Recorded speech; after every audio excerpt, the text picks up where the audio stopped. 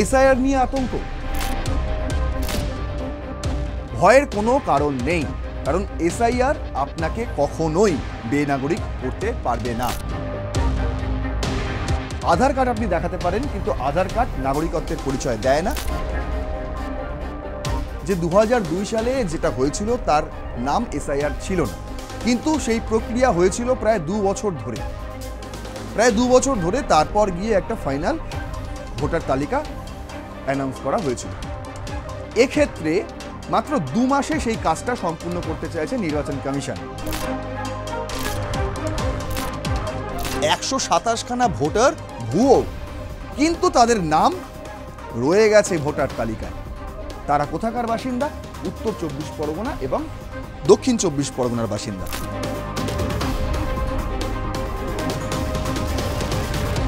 2002 থেকে 2005 সালের ভোটার তালিকায় ছিল কি না। অ্যাকচুয়ালি 2002-এর যে ভোটার তালিকা নির্বাচন কমিশন তাদের ওয়েবসাইটে আপলোড করেছে, সেই তালিকাটাই কিন্তু ফাইনাল ধরা হবে। মানে আপনি 7ই ফেব্রুয়ারিতে জানতে পেরে যাবেন যে আপনি পশ্চিমবঙ্গের ভোটার তালিকায় আছেন হ্যাঁ কি না।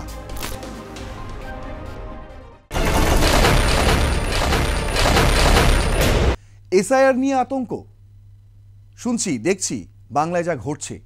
প্রতিদিন মানুষ ভয়ে ভয়ে দিন কাটাচ্ছে। এই বুঝি কি হয়ে যাবে? এই বুঝি তিনি নাগরিকত্ব প্রমাণ করতে পারবেন না? এই বুঝি তিনি তার ভোটার লিস্ট থেকে তার নাম বাদ চলে যাবে?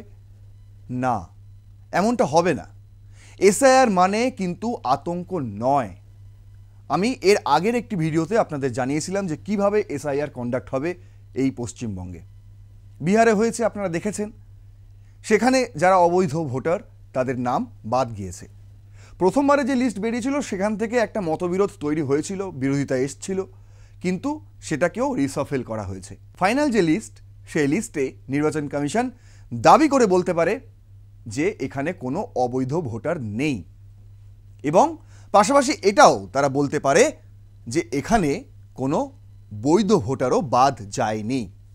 আসল উদ্দেশ্য তো তাই, এসআইআর-এর আসল উদ্দেশ্য তো তাই, যে কোনো বৈধ ভোটার যেন বাদ না যায় আর কোনো অবৈধ ভোটার যেন ভোটার লিস্টে থেকে না যায়, তাই তো? আর সেই কারণেই একটা ফর্ম বিলি করা হবে। 4 নভেম্বর থেকে প্রত্যেকের বাড়ি বাড়ি গিয়ে বিএলওরা দিয়ে আসবে সেই ফর্ম, এনুমারেশন ফর্ম। সেই ফর্ম আপনি ফিল আপ করবেন।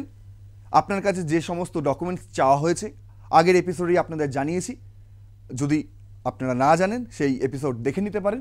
পুরো প্রক্রিয়াটা আমি তুলে ধরেছিলাম আপনাদের কাছে, যে কিভাবে এসআইআর ফর্ম আপনাদের কাছে আসবে আর কিভাবে আপনি সেটাকে ফিল আপ করবেন এবং কি কি ডকুমেন্টস তার জন্য লাগবে।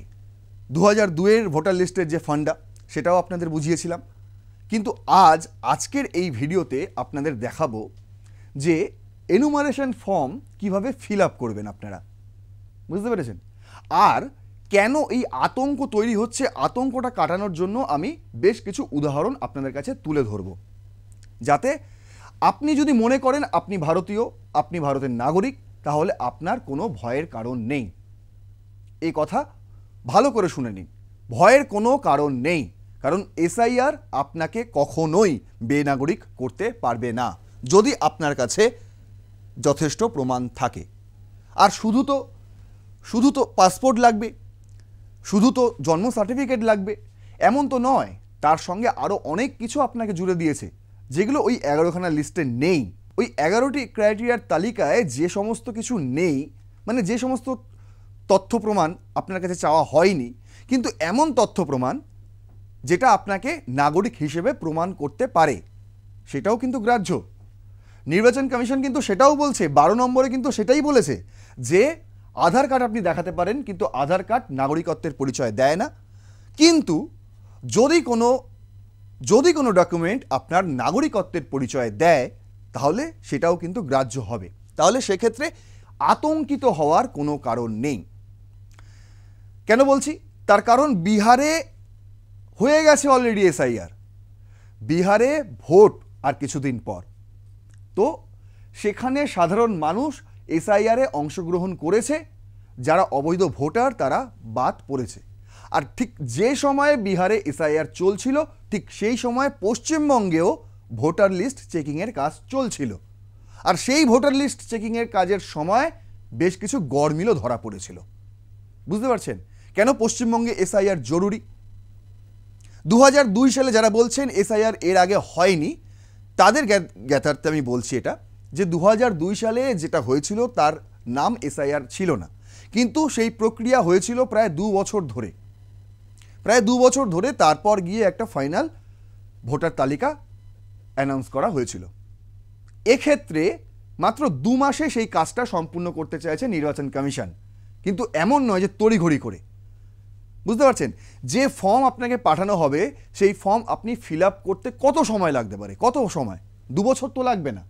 আপনাকে 1 মাস দেওয়া হচ্ছে ফর্ম ফিল আপ করার জন্য, আরও 1 মাস দেওয়া হবে আপনাকে রিভাইজ করার জন্য। যথেষ্ট? আশা করি যথেষ্ট। তার আগে থেকে আপনি প্রস্তুতি নিন। কিভাবে প্রস্তুতি নেবেন? দেখুন, আজকের রণক্ষেত্রে আমি এই সাবজেক্টটা রেখেছি এই কারণেই যে আতঙ্ক গ্রাস করেছে পশ্চিমবঙ্গকে।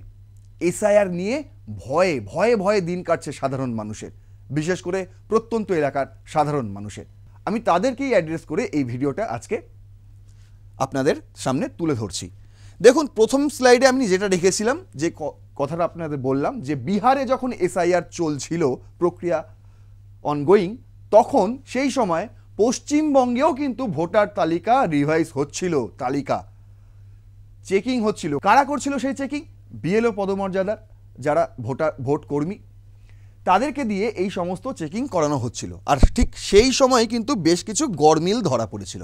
দেখুন, দ্য ইকোনমিক টাইমস তারা লিখছে এটা 29শে জুলাই 2025-এ। হেডলাইনটা কি ছিল? Bengal voter list scam, 127 fake entries flagged, CEO orders prove. বুঝতে পারছেন, 127খানা ভোটে গড়মিল ভোটার, তারা ভুয়ো ভোটার বলে ধরা পড়ে গেছিল। কবে? জুলাই মাসে, যখন ভোটার লিস্ট চেকিং হচ্ছিল সেই সময়। কি বলছে দেখুন, the West Bengal chief electoral officers office has flagged major irregularities during sample checking of voters list in West Bengal's South and North 24 Parganas district। বিশেষ করে বাংলাদেশ লাগোয়া যে দুটো বড় জেলা রয়েছে পশ্চিমবঙ্গের, একটি উত্তর 24 পরগনা, একটি দক্ষিণ 24 পরগনা, এবং প্রথম গড়মিলটা ওই দুটো জেলাতেই ধরা পড়েছিল। দেখা গেছিল যে যে ভোটার তালিকা চেকিং চলছিল, সেই চেকিংয়ে দেখা গেছিল যে 127খানা ভোটার ভুয়ো, কিন্তু তাদের নাম রয়ে গেছে ভোটার তালিকায়। তারা কোথাকার বাসিন্দা? উত্তর 24 পরগনা এবং দক্ষিণ 24 পরগনার বাসিন্দা।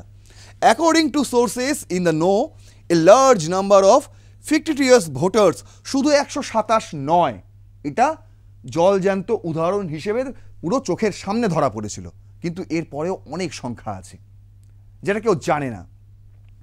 শান্তনু ঠাকুর তিনি তো বলেই দিচ্ছেন যে প্রায় 1,20,00,000 ভোটার রয়েছে যারা ভুয়ো, যাদের অবৈধ ভোটার কার্ড রয়েছে, এদেশে চলে এসছে নয় বাংলাদেশ থেকে নয় মায়ানমার থেকে। বুঝতে পারছেন, তার অভিযোগ যে একদম নস্যাৎ করে দেওয়া যায় না। কেন? তার কারণ হচ্ছে এটা যে জানতে পারা গেছিল সোর্সেস মারফত যে large number of fictitious voters whose names were allegedly submitted and entered by 2 EROs without BLO verification was detected। বুঝতে পারছেন, যারা ইআরও ছিল তারাই ওই নাম ফাইনাল ভোটার লিস্টে রেখে দিয়েছিল।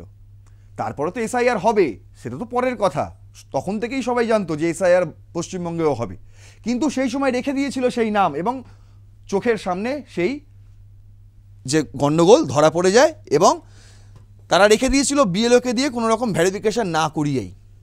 গণ্ডগোল ধরা পড়ে যাওয়ার পরেই কিন্তু স্টেপ নিয়েছিল নির্বাচন কমিশন। কি স্টেপ নিয়েছিল দেখুন, 5 suspended in West Bengal for voter data breach, election commission. সেই সময় এটা এই খবরটা করেছে ইকোনমিক টাইমসেরই খবর, এটা আগস্ট 5, 2025। আমি আসলে কিছু সার্চ করছিলাম এসআইআর নিয়ে সেই সময়, যে কি কি গড়মিল ধরা পড়েছিল, সেখান থেকে আমি ইকোনমিক টাইমসে গিয়ে এই দুটো খবর পেয়েছি, সেটাই আপনাদের জানাচ্ছি। দেখুন, সেই সময় 5 জনকে সাসপেন্ড করা হয়েছিল। 5 জনকে সাসপেন্ড করা হয়েছিল। কেন করা হয়েছিল? তার কারণ হচ্ছে এটাই, election commission of India ECI has directed West Bengal chief secretary of suspend 5 persons including a casual worker and a lodge FIR against them to electoral registration office and 2 assistant electoral registration officers। বুঝতে পেরেছেন? 2 জন ERO এবং আরও 2 জন AERO assistant electoral registration officers, সঙ্গে একজন casual worker. এই 5 জনকে কিন্তু suspend করেছিল রাজ্য নির্বাচন কমিশন। কার নির্দেশে? ইসিআই নির্দেশে। For committing grave lapse and failing to perform their duties. কিসের জন্য? যে তারা তাদের কাজে ব্যর্থ, তারা উদাসীন, তারা ঠিকভাবে কাজ করতে পারেনি, সেই কারণেই তো এতগুলো ভুয়ো ভোটার লিস্টে থেকে যায়। তাহলে শুধু 127 নয়, আমি আবারও বলছি, ফিগারটা 127 নয়, এই ফিগারটা আরও অনেক বেশি, যাদের অবৈধ ভোটার কার্ড নিয়ে এই বঙ্গে এসে জাঁকিয়ে বসেছে এবং সব কিছু তারা দখল করে নিয়েছে এলাকায়, দোকানপাট বানিয়ে ফেলেছে, ঘরবাড়ি তো বানিয়েছে, দোকানপাটও বানিয়ে ফেলেছে। বুঝতে পারছেন? আপনার জায়গায় এসে তো তারা থাকছেনই, উপরন্তু আপনি যদি ওই এলাকায় একটা দোকান বানাতেন, যে উপার্জন আপনার হতো সেই উপার্জনও কিন্তু আপনার থেকে তিনি নিয়ে চলে যাচ্ছেন। এটা কিন্তু বিশাল বড় একটা সামাজিক গ্যাপ যাকে বলে।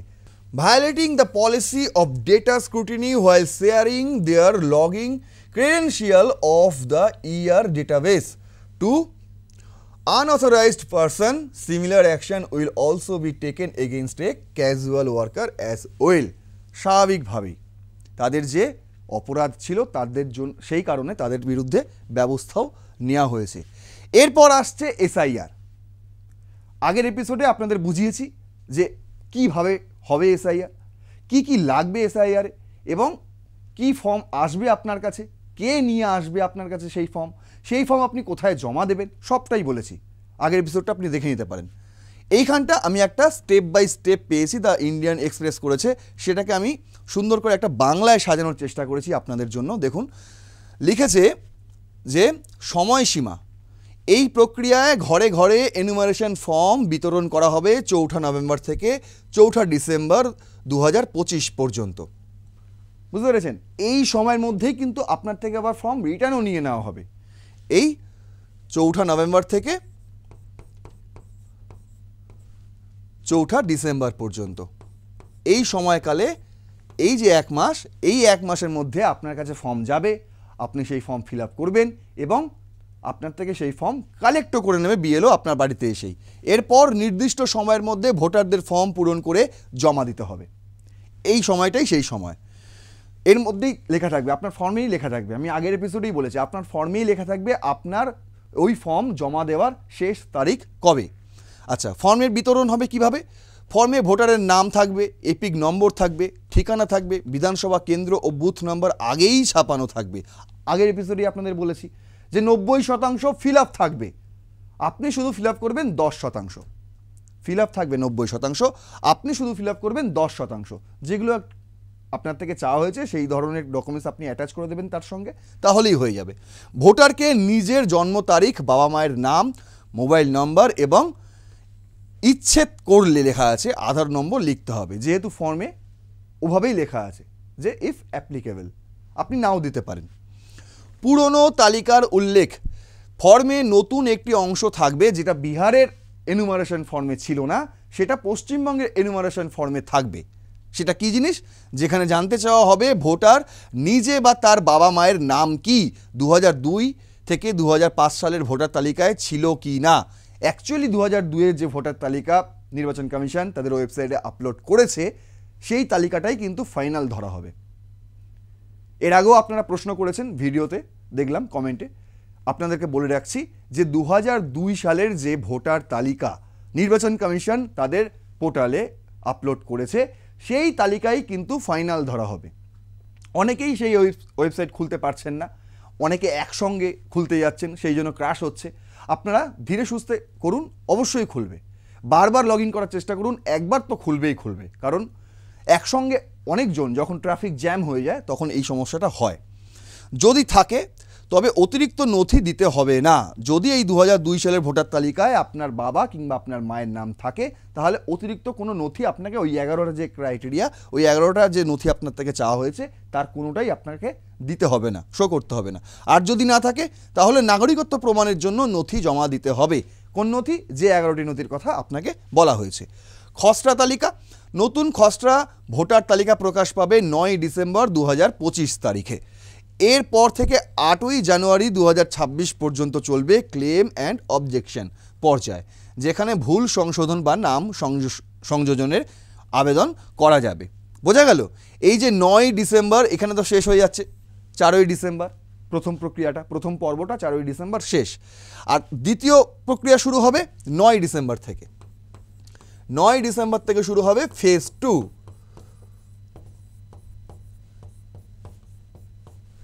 9 ডিসেম্বর থেকে শুরু হবে ফেজ 2। ওই ফেজ 2তে কী হবে? ওই ফেজ 2তে হবে আপনার ক্লেম অ্যান্ড অবজেকশন।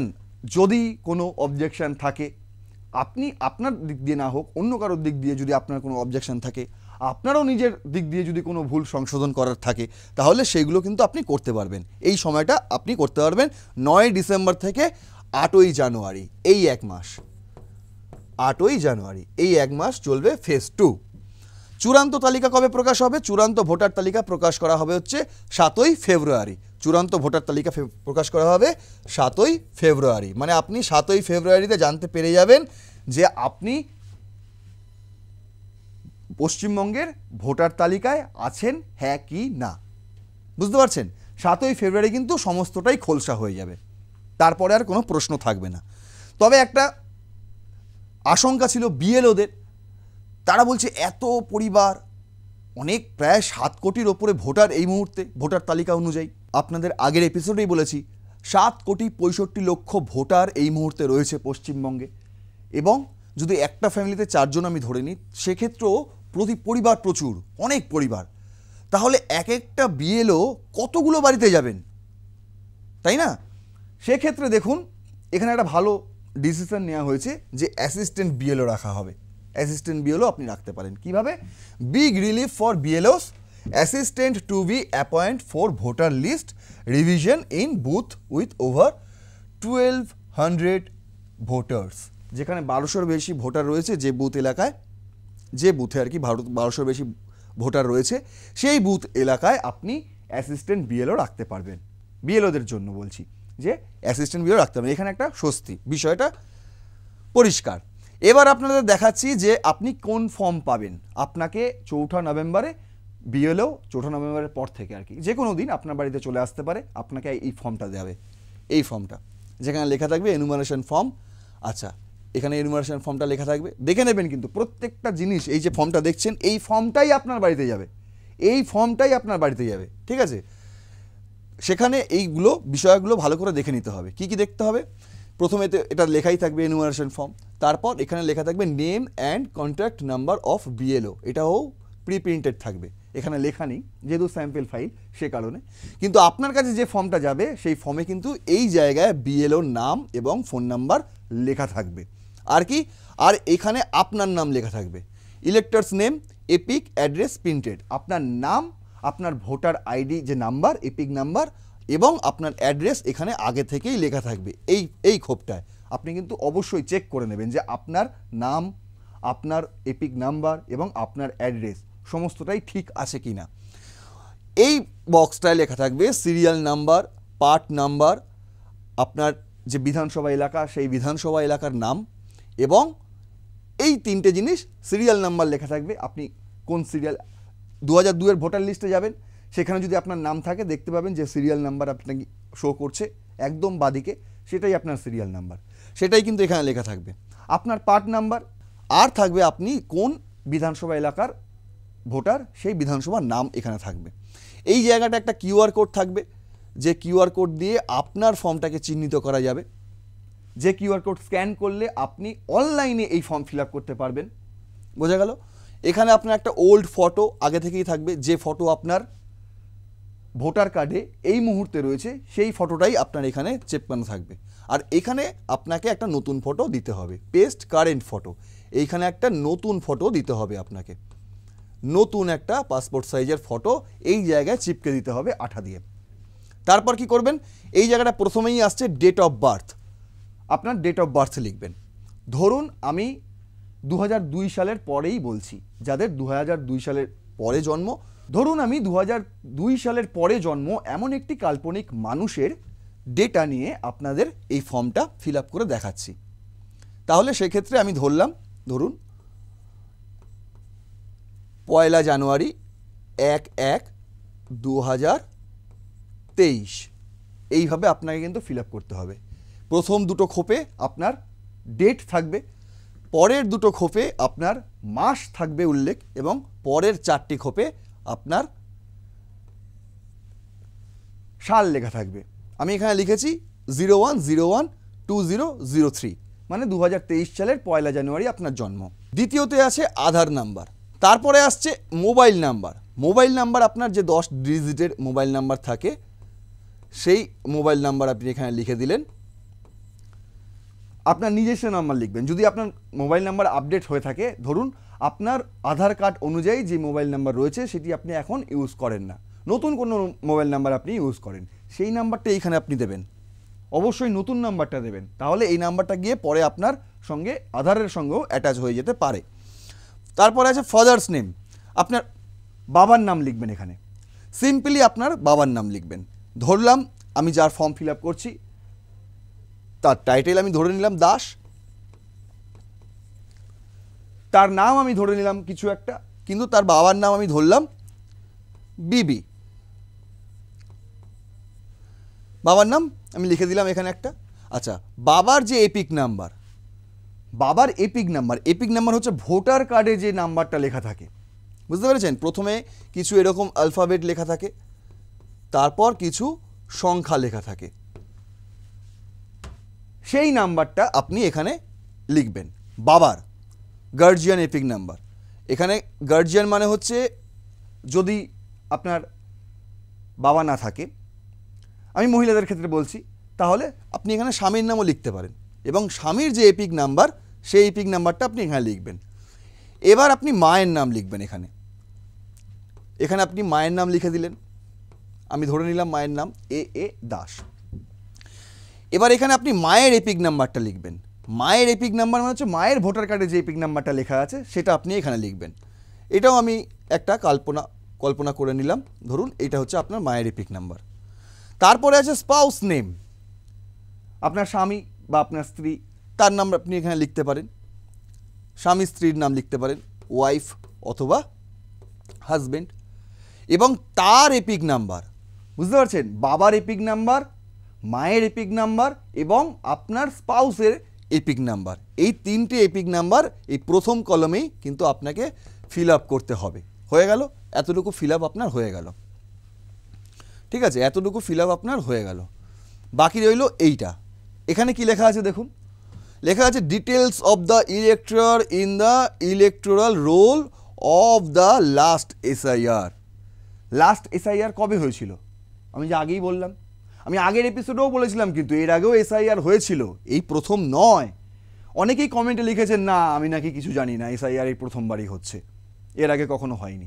হ্যাঁ, সেটার নাম হয়তো স্পেশাল ইন্টেন্সিভ রিভিশন ছিল না, কিন্তু যেটা হয়েছিল সেটা কিন্তু এসআইআর এর মতনই প্রক্রিয়া, একই রকম হয়েছিল, যাতে ছাঁকনি দিয়ে ছেঁকে নেওয়া যায় কারা আসল ভোটার কারা নয়। সেই যে এসআইআর, অ্যাকচুয়ালি এটা 2002-এর কথা বলছে, 2002-এর কথা বলছে। সেই সময়ে যদি আপনার নাম এই 2002-এর ভোটার তালিকায় থাকে, তাহলে সেই অনুযায়ী সেখানে যে নামটা রয়েছে আপনার, বুঝতে পেরেছেন? ধরুন আমি তো এখানে ধরেই নিয়েছি 2003 সালে জন্ম, সেক্ষেত্রে 2003 সালে জন্ম হলে এই জায়গাটা আপনার কিছু ফিল আপ করতে হবে না। আমি যদি এই ফর্মটাই ফিল আপ করতে যাই, তাহলে আমি এই জায়গাটা পুরো ফাঁকা রেখে দেবো, এই জায়গাটা আমার কোনো ফিল আপ করতে হবে না। কিন্তু আমি বলছি এটা 2003 নয়, ডেট অফ বার্থটা আরও পিছিয়ে দিলাম, আমি 87-র আগে করে দিলাম। 1987-র আগে যদি কারোর জন্ম হয়, কিংবা 2002-এর আগে, কিংবা যাদের নাম 2002-এর ভোটার লিস্টে ছিল এমন কারো যদি এই ফর্ম ফিল আপ করতে হয়, তিনি সেক্ষেত্রে ওই 2002-এর ভোটার লিস্টে তার যেই নামটা ছিল সেই নামটাই কিন্তু এখানে তিনি ফিল আপ করবেন, ইলেক্টরস নেম। এবং সেই সময়ের ভোটার কার্ড অনুযায়ী আপনার যে এপিক নাম্বারটা ছিল সেই এপিক নাম্বারটা আপনি এখানে ফিল আপ করবেন। বোঝা গেল? বোঝাতে পারলাম? মানে 2002 সালের তালিকায় যদি আপনার নাম ভবতোষ রায় হয়, আমি ধরে নিলাম আপনার নাম যদি ভবতোষ রায় হয়, তাহলে ওই নামটাই এখানে লিখবেন। যদি আপনার ভবতোষ রায়ের এপিক নাম্বার 2002 সালে অন্য কোনো কনস্টিটিউয়েন্সিতে ছিল, এখন সেই কনস্টিটিউয়েন্সি পাল্টে গিয়েছে, সেক্ষেত্রে আপনি 2002 সালে যে কনস্টিটিউয়েন্সিতে আপনার ভোটারের এপিক নাম্বার ছিল সেই ভোটারের এপিক নাম্বারটাই কিন্তু আপনি এখানে লিখবেন। সেই ভোটারের এপিক নাম্বারটাই কিন্তু আপনি এখানে লিখবেন, নতুন ভোটারের এপিক নাম্বার লিখবেন না। আচ্ছা, রিলেটিভস নেম, এখানে রিলেটিভ কে সেটা কিন্তু খোলসা করে বলেনি। আপনি এখানে বাবা মার নামও লিখতে পারেন, কাকার নামও লিখতে পারেন, জ্যাঠার নামও লিখতে পারেন, দাদুর নামও লিখতে পারেন, যে কারোর নাম আপনি এখানে লিখতে পারেন। কিন্তু লেখার পরেই হবে না, তার সঙ্গে আপনার কি রিলেশন সেই রিলেশনটাও কিন্তু পরের খোপে আপনাকে লিখতে হবে। এই জায়গায় রিলেশনশিপে সেই সময় এপিক কার্ডে যে অ্যাড্রেস ছিল, আধার কার্ডে যে অ্যাড্রেস ছিল সেই অ্যাড্রেস অনুযায়ী আপনাকে এখানে ডিস্ট্রিক্টের নাম লিখতে হবে। বুঝতে পারছেন? ধরুন আমি ধরলাম এটা হুগলি, সেই সময় হুগলি ছিল, এখানে স্টেটের নাম লিখতে হবে, স্টেট অবশ্যই WB, ওয়েস্ট বেঙ্গল পুরোটা লিখলে ভালো। আর সেই সময় আপনার যে বিধানসভা কেন্দ্র ছিল, অ্যাসেম্বলি কনস্টিটিউশন, সেই অ্যাসেম্বলি কনস্টিটিউশনের নাম আপনাকে লিখতে হবে। আমি ধরে নিলাম এটা সিঙ্গুর। বুঝতে পারা গেল? 2002-এর এই জায়গাটা ফিল আপ হয়ে গেল। 2002-এর পর থেকে বেশ কয়েকবার হয়েছে ডিলিমিটেশন, সেক্ষেত্রে অ্যাসেম্বলির নাম্বারও বদলে গেছে। কিন্তু 2002 সালে এই সিঙ্গুর অ্যাসেম্বলির যে নাম্বারটা ছিল সেটাই কিন্তু আপনাকে এই জায়গায় লিখতে হবে, অ্যাসেম্বলি কনস্টিটিউয়েন্সি নাম্বারে। পার্ট নাম্বার আপনার যে সময় সেই সময় যেটা ছিল সেটাই কিন্তু এখানে লিখতে হবে, ঠিক আছে? আর সিরিয়াল নাম্বার আপনার যেটা ছিল ভোটার কার্ডের, সেই সিরিয়াল নাম্বারটা আপনাকে এইখানে লিখতে হবে। এটা চলে গেল এই দিকটা। কোন দিকটা? Details of the elector in the electoral role of the last SIR, মানে 2002 বেস করে। এবার দেখুন এই দিকটা কি বলেছে। এদিকটা বলছে details of the relative whose name is given in the previous column in the last SIR। বুঝতে পারলেন? আপনি ধরুন এটাকে এবার ভুলে যান, এটাকে ভুলে যান। এটা আমি তো দেখালাম যাদের 2002-এর আগে জন্ম তাদের জন্য, মুছে দিলাম। এটাতে আমি দেখালাম কাদের? যাদের 2002 সালের ভোটার লিস্টে নাম রয়েছে তাদের জন্য। কিন্তু ধরুন আমি তো এখানে ফিল আপ করছিলাম যাদের জন্ম 2003-এ, যার জন্ম তার একটা ডেটাবেস ধরে, তাহলে সেক্ষেত্রে এই জায়গাটা কোনো কিছু লিখতে হবে না, এটা ফাঁকা রাখবেন। আর এই জায়গাটা কি লিখবেন বলেছে এখানে ডিটেলস অফ দ্য রিলেটিভস, আপনার ওই আবার আত্মীয় স্বজনের নাম লিখতে হবে। কারা তারা? বাবা মাও হতে পারে, জেঠু কাকাও হতে পারে, দাদুও হতে পারে। এখানে সবার আগে আপনার নামটা লিখবেন। এখানে আমি যে নামটা লিখেছিলাম, ধরুন আপনার বাবার নাম বিবি দাস, মায়ের নাম এ দাস, আমি এখানে লিখছি CC দাস। এবার CC দাসের যে এপিক নাম্বার, সেই এপিক নাম্বারটা আপনি এখানে লিখবেন। আপনার যে বর্তমান যে এপিক নাম্বার এখন, সেই এপিক নাম্বারটা আপনি এখানে লিখলেন। এবার আপনার যার যে আত্মীয়র নাম আপনি লিখবেন, অবশ্যই আপনাকে দেখতে হবে সেই আত্মীয়র নাম 2002 সালের ভোটার লিস্টে ছিল কিনা। বুঝতে পেরেছেন? ধরুন আপনি বাবার নাম লিখবেন, আপনার বাবার নাম 2002-এর ভোটার লিস্টে ছিল এবং আপনার বাবার নাম 2002-এর ভোটার লিস্টে যে নামটা ছিল ঠিক সেই নামটাই আপনাকে এখানে লিখতে হবে, অন্য নাম লিখলে হবে না। বানান ভুল করলেও কিন্তু হবে না, বানান কিন্তু সচেতনভাবে লিখতে হবে। রিলেশনশিপ লিখতে হবে, ফাদার। এবার আপনার বর্তমান যে ভোটার কার্ড, সেই ভোটার কার্ড অনুযায়ী যে অ্যাড্রেস রয়েছে সেই অ্যাড্রেস অনুযায়ী আপনাকে এখানে লিখতে হবে জেলা, এখানে লিখতে হবে আপনাকে রাজ্যের নাম, এখানে লিখতে হবে আপনাকে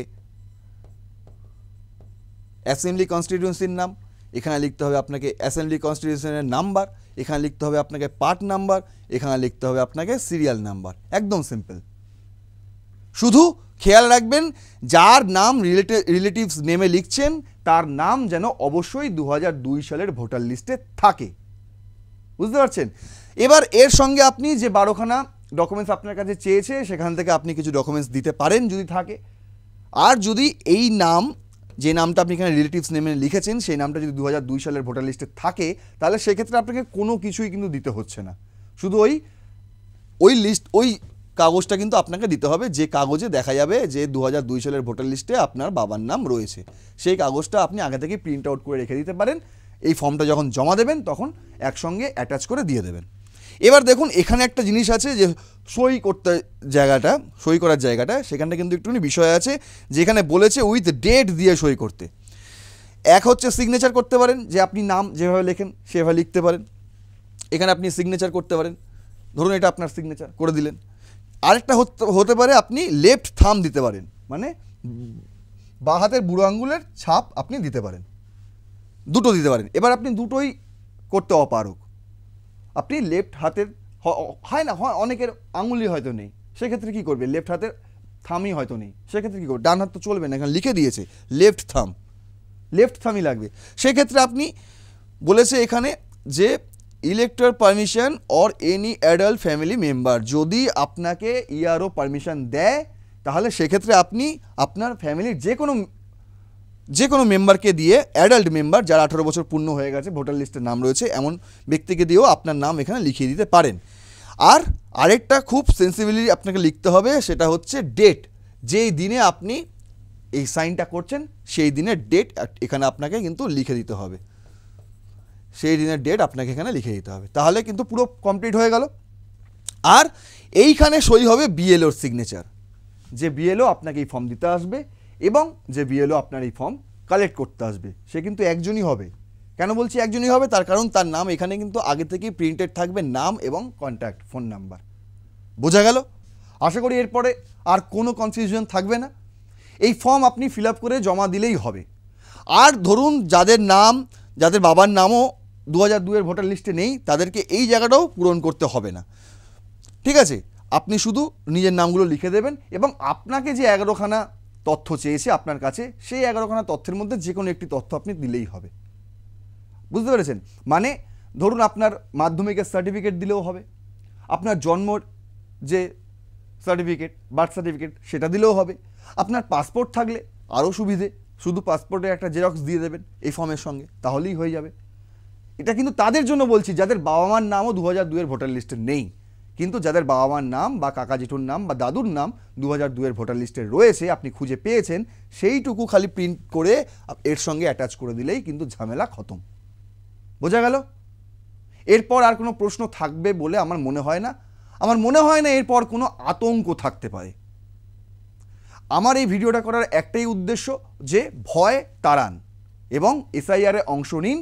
আপনি যদি ভারতীয় নাগরিক হয়ে থাকেন তাহলে আপনার ভয় পাওয়ার কোনো কারণ নেই। ভিডিওটা কেমন লাগলো? ভিডিওটি ইনফরমেটিভ লাগলে অবশ্যই শেয়ার করবেন, কমেন্ট করে জানান কেমন লাগলো এবং লাইক করুন, সঙ্গে সাবস্ক্রাইব করুন চ্যানেলটি। দেখতে থাকুন রণক্ষেত্র।